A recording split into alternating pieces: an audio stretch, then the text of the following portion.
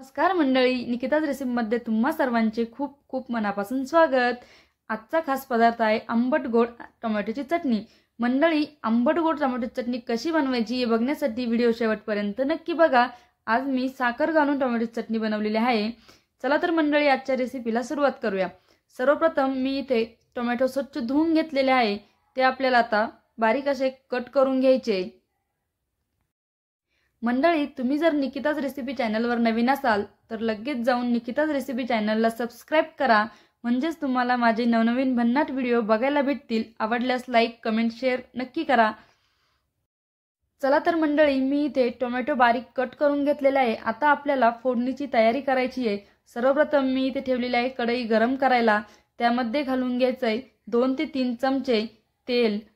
त्यानंतर तेल गरम झालं की त्यामध्ये आता आपल्याला घालून घ्यायची आहे मोहरी। मोहरी नाचायला लागली की त्यात घालायचे जिरे। जिरे हसायला लागले की त्यामध्ये घालून घ्यायचे जगभरातील प्रसिद्ध मसाले म्हणजे हळद, लाल तिखट, लाल काश्मीरी मिरची पावडर आणि काळा गरम मसाला।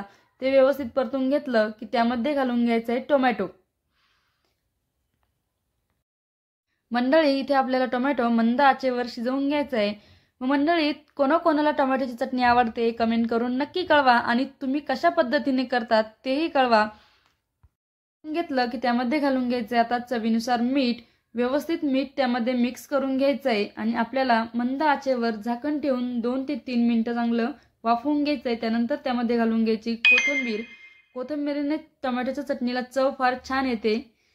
झाकण ठेवून आता परत 2 ते 3 मिनिटं वाफवून घ्यायचंय आणि त्यामध्ये आपल्याला घालून घ्यायचा आहे शेंगदाणे व लसणाचा बारीक केलेला कूट।